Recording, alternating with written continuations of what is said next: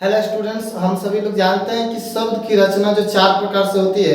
एक उपसर्ग द्वारा, प्रत्यय लगाकर, उसके बाद से समास से, संधि द्वारा। तो समास उसमें जानेंगे। उपसर्ग और प्रत्यय अगले वीडियो में, पिछले वीडियो में हम जाने थे।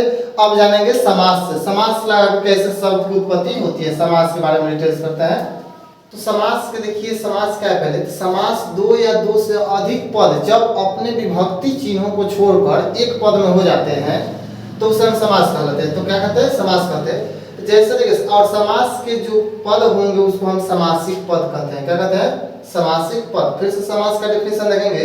दो या दो से अधिक पद, यानी दो या दो से अधिक पद जब अपने विभक्ति चिन्हों को छोड़कर एक में मिल जाएंगे तो उन्हें हम समास कहेंगे। जैसे देखिए, राजा की कन्या, राजा की कन्या तो क्या हो जाएगी?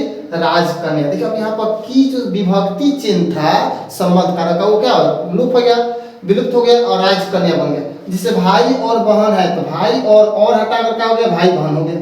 भाई बहन, तो इसका अर्थ है भाई और बहन। अच्छा, इसका भी अर्थ है राजा की कन्या। तो लेकिन अपने विभक्ति चिन्हों को छोड़कर जब लुप्त होकर अपने एक नया शब्द का निर्माण करेगा पद का, जिसको हम क्या बोलेंगे? समास के 6 भेद होते हैं। समास के कितने भेद होते हैं? 6। कई भेद होते हैं? 6। जरा देखिए बाबू, कहा था समास के 1 नंबर अव्ययीभाव समास, तत्पुरुष समास, कर्मधारय समास, बहुव्रीहि समास, द्विगु समास, द्वंद्व समास। आइए देखिए, बहुत जल्दी समझ आएंगे। छोटा सा टॉपिक है अव्ययीभाव समास। देखिए, तो जिस समास का पहला पद अवयव यानी प्रत्यय हो, ध्यान दीजिएगा, अभी प्रत्यय उपसर्ग रहे हैं, तो जिस समास का पहला पद अव्यय या उपसर्ग हो उसे हम क्या कहेंगे? अव्ययीभाव समास कहेंगे। जैसे में यथाशक्ति, यथासंभव। ध्यान रखिएगा, यथा जब आएगा वो अव्ययीभाव होगा। यथा जब भी है, शक्ति के अनुसार से यथा साध्य संभव, तो क्या होगा? अव्ययीभाव समास होगा। या फिर प्रत्यय उपसर्ग हो जाए तो भरपेट, प्रतिदिन, ये सब क्या है? उपसर्ग है। तो भरपेट, प्रतिदिन, ये सब क्या होगा? उपसर्ग में आ जाएगा। तो हमारा ये कौन सा समास होगा? अव्ययीभाव समास। फिर समझिए, अवयव के मतलब जिसका पहला अर्थ ना बदले। तो यथाशक्ति, यथासंभव, अर्थात, अवयव, प्रतिदिन, इसका अर्थ है क्या होगा? तो क्या होगा? अव्ययीभाव समास। तत्पुरुष समास देख लेते हैं दोनों में।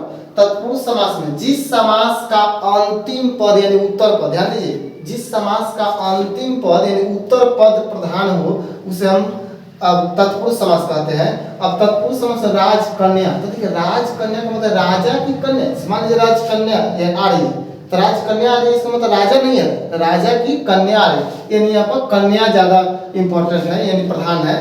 अंतिम पद यदि कहा गया है उत्तर पद, तो उसमें हम क्या कहेंगे? तत्पुरुष समास होगा। तत्पुरुष समास बहुत अधिक उदाहरण होते हैं, ध्यान रखिएगा। चिड़िया मार, रस भरा, कमजोर, कामचोर, देहचोर, देवालय, शिवालय, विद्यालय, इस तरह से जितना आलय सब पर जुटेगा उस सब क्या हो जाएगा?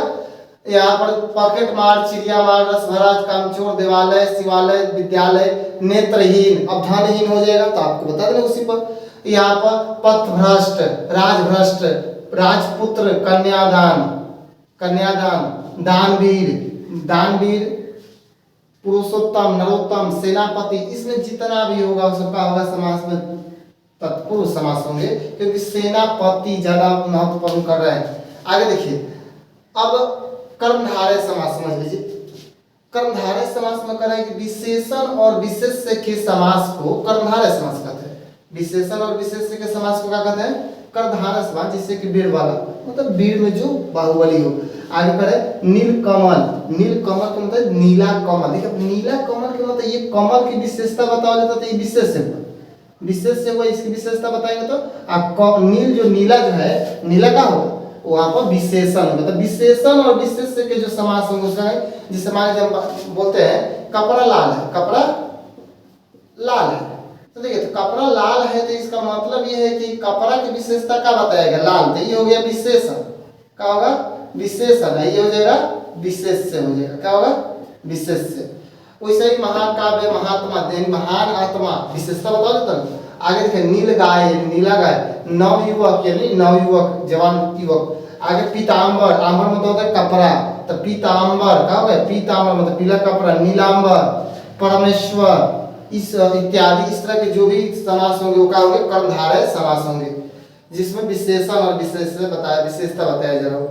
अब बहुव्रीहि समास देखिए, ये तो आसान है। जिस समास में कोई पद प्रधान न होकर, मतलब होगा पद लेकिन कोई पद प्रधान नहीं होगा, और अन्य पद प्रधान हो जाएगा, मतलब तीसरा अर्थ कोई निकल जाए। क्या हो, हम बात करें कोई और निकलेगा अर्थ कोई और।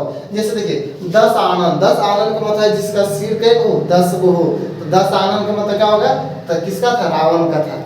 10 आनन। उसके बाद लंबोदर, लंबोदर मतलब जिसका पेट लंबा हो, लंब मतलब लंबा, उदर मतलब होता है पेट, तो जिसका पेट लंबा हो तो कौन, गणेश जी होते हैं। देखिए यहाँ पर हम लंबा पेट कहे, क्या कहे, लंबा और पेट कहे, लेकिन यहाँ पर अर्थ क्या निकल गया, गणेश जी, तो इसीलिए यहाँ पर ये बहुव्रीहि समास होगा। जितने भी होंगे क्या होंगे, बहुव्रीहि समास होंगे। देव का नाम ध्यान रखिएगा, देवता होता का नाम आएगा तो उसमें, जैसे नीलकंठ, अब नीलकंठ किनको कहते हैं, शंकर जी, महादेव जी को ना जी। यहाँ पर वीणा पाणिनि, वीणा को धारण करने वाली कौन है, माता सरस्वती। आगे देखिए चक्र पाणिनि, चक्र पाणिनि चक्र को धारण करने वाला विष्णु भगवान। चंद्रशेखर, जिसके शेखर यानी सिर पर चंद्रमा हो तो कौन रखे हैं चंद्रमा, बताइए, शंकर जी, हाँ जी शंकर जी। चतुरानंद, चतुरानंद देखिए अब 10 आनंद का मतलब जिसका 10 सिर था, अब चतुरानंद 4 सिर वाला कौन है, ब्रह्मा जी है ना, जिसको सबकी लेखा जोखा रखते हैं जन्म। देखिए तो चतुरानंद ये सब जो भी आएगा क्या होगा, बहुव्रीहि समास। बताइए इसमें का पद न प्रधान होकर कोई तीसरा अर्थ निकल जाएगा तो उसको हम क्या बोलेंगे, बहुव्रीहि समास बोलेंगे। अब द्विगु समास, तो जिस समास का पहला पद संख्यावाचक, यहीं पर ध्यान देना है, हो जाएगा क्लियर, केवल संख्यावाचक हो उसे द्विगु समास कहते हैं। संख्या का मतलब देखिए त्रिलोकी, दोपहर, तो दो से दोपहर हो रहा है ना, त्रि मतलब 3 होता है, त्रिभुवन, त्रिफला आ रहा है ना, चतुर्भुज, चतुर मतलब 4, चौराहा, पंचवटी, पंचतंत्र, षष्ठभुज, सप्तऋषि, अष्टवक्र, नवग्रह, नवरत्न, 10 मुख। देखिए सब में 9, 10, अष्ट, चौराहा, त्रिमुखी, पंचमुखी, ये सब अंक आए हैं। संख्यावाचक पहला क्या है, संख्यावाचक है, तो इस समास को हम क्या बोलेंगे, द्विगु समास। सिंपल है, केवल एक शब्द याद कीजिए, संख्यावाचक जिसका पहला पद हो उसे हम क्या कहेंगे, द्विगु समास कहेंगे। एग्जांपल देख लीजिए, क्लियर है, पूछेगा इसमें से कि त्रिफला में कौन सा समास है, तो क्या बताइएगा, द्विगु समास होगा। कौन सा समास होगा, द्विगु समास। चलिए आगे बढ़ते हैं। द्वंद्व समास यानी च यानी और के अर्थ में जो समास होगा उसे द्वंद्व समास कहते हैं। जैसे भाई बहन, हम बताए थे ना कि यहाँ पर और का हुआ है, लोप हुआ है, तो यहाँ भाई बहन हो गया। और यहाँ पर देखिए माता पिता, देखिए यहाँ पर हाइफन के चिन्ह जब देखिएगा ना, ये वाला चिन्ह, उसका मतलब ही है और। जिसे घर और द्वार, तो घर द्वार बना है, दिन रात, पाप पुण्य, दाल रोटी, हाइफन का चिन्ह जितना होगा उसमें क्या होगा, सब में द्वंद्व समास होगा। ये भी पहचानने का साथ है, एक तो था संख्यावाचक ऊपर वाला द्विगुण है, इसमें क्या है केवल हाइफन का चिन्ह हो जाए तो इसको हम क्या बोल देंगे, द्वंद्व समास बोल देंगे। क्लियर है ना साहब। चलो अब आगे देखते हैं, यहाँ पर सीताराम, लक्ष्मी नारायण, गौरी शंकर, राधा कृष्ण सब हो जाएगा ना। अब आगे देखिए नैया समास एक आता है, में थोड़ा सा टॉपिक है, न के अर्थ में जो समास हो उसे नैया समास, मतलब अर्थ उल्टा हो जाए, अनर्थ, जिसे अर्थ कहा जाएगा अनर्थ, अनाथ, असंभव, कौन सा समास होगा, तो नैया समास। अविश्वसनीय, तो कौन सा समास होगा, या आजन्म में कौन सा समास होगा, नैया समास होगा। समझ गए। आज समास आपका आज के लिए वीडियो इतना ही सर, मिलते हैं कल छोटे से क्लास में।